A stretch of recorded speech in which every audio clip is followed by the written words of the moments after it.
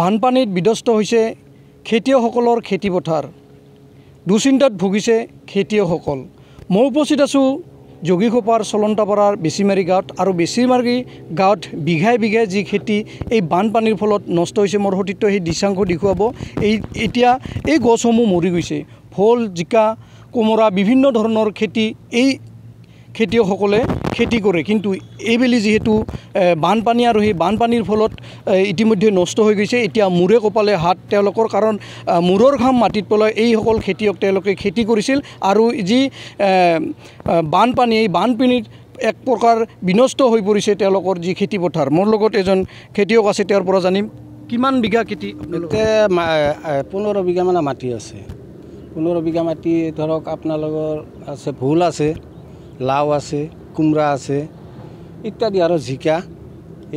এইবিলাক কৰা হৈছে আৰু কি তাৰপিছত আপোনালোকৰ যি বানপানী আহি কি কেনেকুৱা বানপানীতে একো নাই চব মৰি গ'ল একেবাৰে চাফা হৈ গ'ল বাইগেনা আছে এই 2 বিঘামান আইতে সম্পূৰ্ণ চাফা হৈ গ'ল এতিয়া কৃষি বিভাগৰ লোক ইয়াত আহিছিল নেকি ইয়াতে আহি পোৱা নাই এতিয়াও এখন কি হয় বানপানী যাবা আজি কেইদিন হ'ল আজি বানপানী এইহে কমি আছে আগতো একবাৰ উঠিছিল গৈছে আৰু এগেন উঠি আনা এইহে কমি আছে কিমান টকা খৰচ কৰিছিলে আপোনালোকে এতিয়াতো আমাৰ যেতিয়া খেতিত অহা হয় এতিয়া 3 লাখ 4 লাখ টাকা লাগি যায় খেতিত এই নুমাতে পইচাটো এইবাৰ উঠাই নাই পানীয়ে খাল কি কৰিম আৰু খেতি যেতিয়া কৃষি এটা বিভাগ আছে জিলাৰ এই কৃষি বিভাগৰ লোক আপোনালোকৰ যি ক্ষতিগ্ৰস্ত হৈছে আহিছে অহা নাই এজন মানুহ আহি পোৱা নাই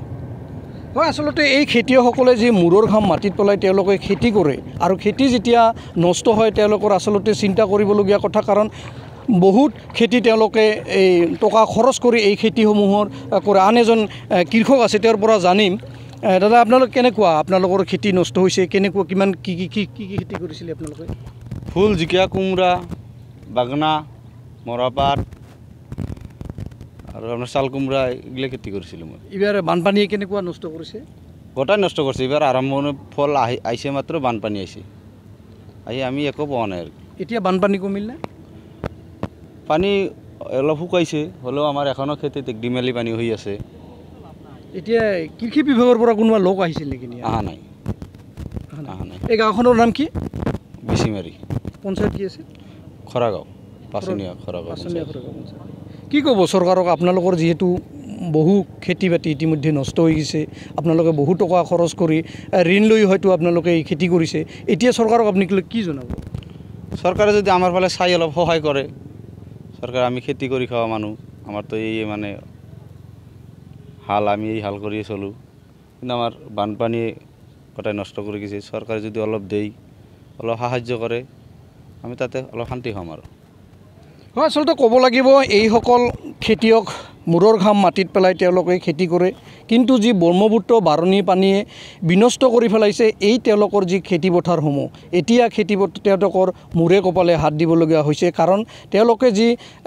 ক'ৰবাৰ পৰা তেওঁলোকে ঋণ লৈ এই খেতি কৰিছিল আৰু খেতি যেতিয়া ফল বিক্ৰী কৰি হয়তো তেওঁ ঋণ পৰিশোধ কৰিব এতিয়া তেওঁলোকৰ এই অৱস্থা এতিয়া মূৰে কপালে হাত দিবলগীয়া হৈছে এই কৃষকসকল